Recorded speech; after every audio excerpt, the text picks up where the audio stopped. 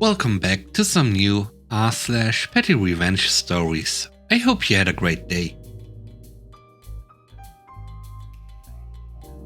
The first story is called Revenge on a Scam. This happened about 6 years ago, when I was 17 years old. At the time, I was really into drones and was spending a good 2 hours a day watching drone footage and daydreaming about buying a DJI Phantom 4. One day, while browsing drone videos on Facebook, I came across a page called Drone Uplift with loads of likes and tons of cool videos of drones and accessories. To my delight, I saw that this page was holding a giveaway in partnership with a popular drone store for our DJI Phantom 4. The basis of this giveaway was, in just over a month from now, whichever Facebook user on their page had interacted the most would be selected as the winner and be sent the drone. At this time, I was pretty comfortable with my high school classes and was working a part-time job. The giveaway had started a couple of days prior, so I decided I would pour all my free time into winning this drone. I went back on every post, and I'm talking probably around 200 at this point. And I liked it, tagged my friends and coworkers, and commented on something I thought was interesting. That's not where I stopped. I got all my friends and coworkers to start replying to any of my comments I tagged them in. I even started the drone club at my school, with the premise of everyone interacting with my comments to aid in my affairs. At its peak, I probably had around 50 people regularly liking and replying to my comments, on posts that had around 20 comments max. I also noticed that this Facebook page had yet to start using Instagram. I checked if the handle was available and grabbed it right away. I created a login for the handle and messaged the Facebook page, telling them they could log in, change the password, and secure it for their own purposes. They replied thanking me, secured the handle, and posted a video there within the week. The week leading up to the giveaway date, I'm feeling pretty pumped. I'm the top contributor by far on the page, and everyone I know is telling me that I'm a clear winner for the giveaway. The date of the giveaway comes up, and to my dismay, I don't win. They announced the winner as James Wilkins or something like that. Now, remember, at this point I know this Facebook page inside out. I immediately search through the page and find only 10 posts with this guy interacting. I message the page, asking about their decision, and they just give me some BS about his comments being more relevant than mine. I'm feeling pretty lame at this point, so I emailed the drone store that they partnered up with, asking about their involvement in the decision process. They mentioned that they weren't aware of any giveaway partnership. Next, I looked into this guy's Facebook account. It was made at the same time that the giveaway was. I started to understand that I had been played a fool. Now I'm choked and embarrassed. I involved so many people in my life to help with this whole ordeal, and feel like I wasted all of their time. I had to do something. Mind you, I tried to contact Facebook about the whole thing, but wasn't getting any response back. I screenshotted the entire ordeal and sent it to the rep from the shop I was talking to, and told him this page was making them look really bad with a fake giveaway. His reply said something along the lines of, "Thank you, we are now investigating this issue and considering legal action." Nice, but I didn't stop there. I took screenshots of those emails too, and created my own Facebook page called Drone Uplift is a Scam. I posted the entire thing on the page.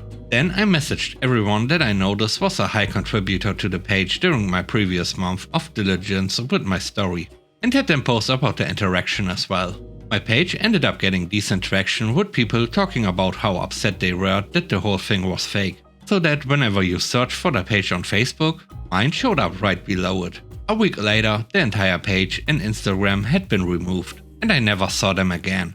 I checked probably every month after that to see if they would attempt to return, but my personal vendetta had been satisfied.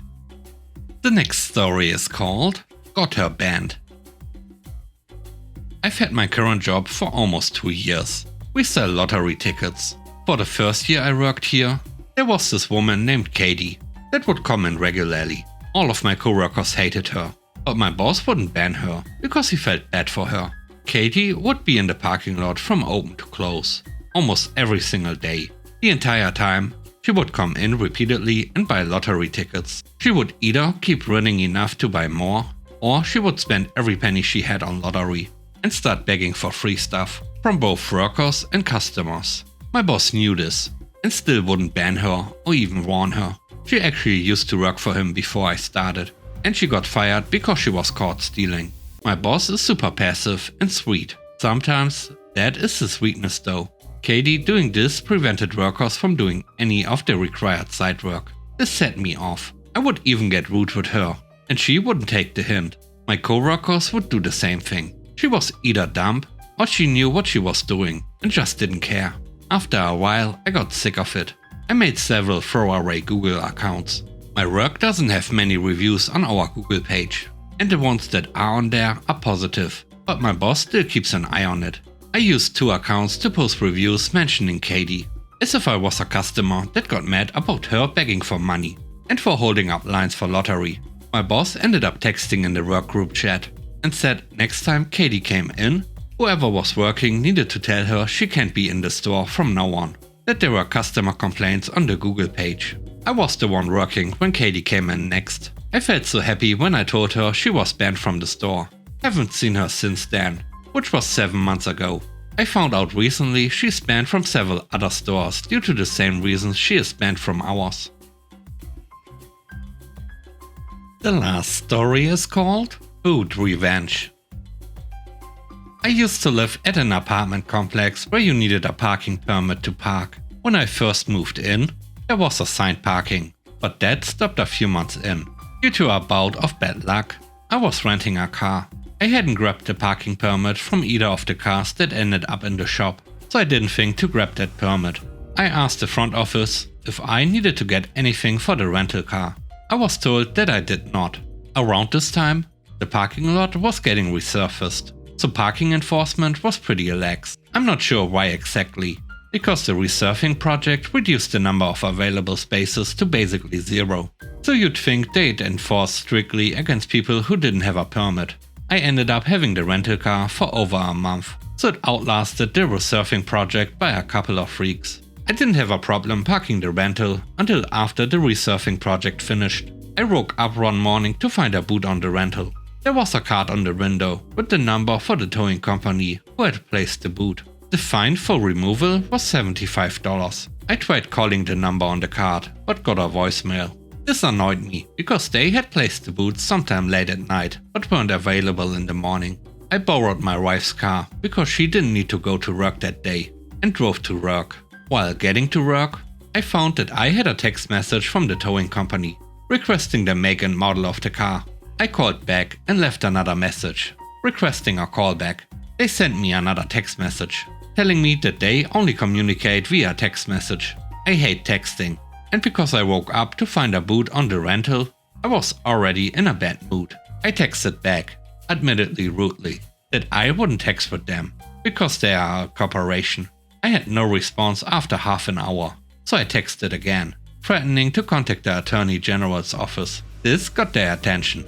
After another brief back and forth, their supervisor called me. The supervisor explained why the boot was placed, as though that was not obvious to me.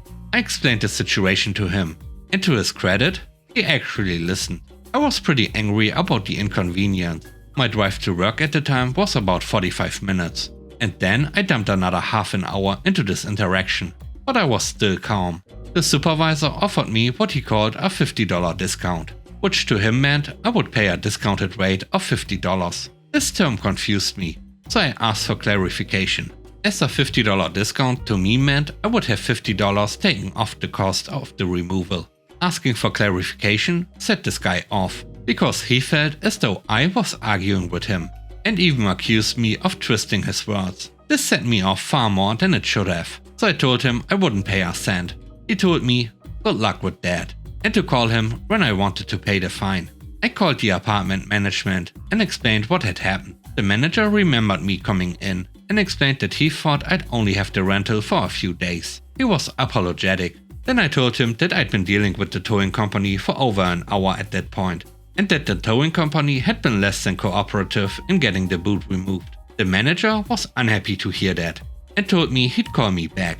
5 minutes later, I get a call back. The boot would be removed, and I wouldn't pay anything. I had assumed the company got paid by the apartment, but the manager later told me that they didn't pay anything either. Thanks for watching the video. I hope you enjoyed it. If you did, please don't forget to leave a like, comment and subscribe. And if you have time, watch another one of my videos. And now, I hope you have a great day. See you soon. Bye bye.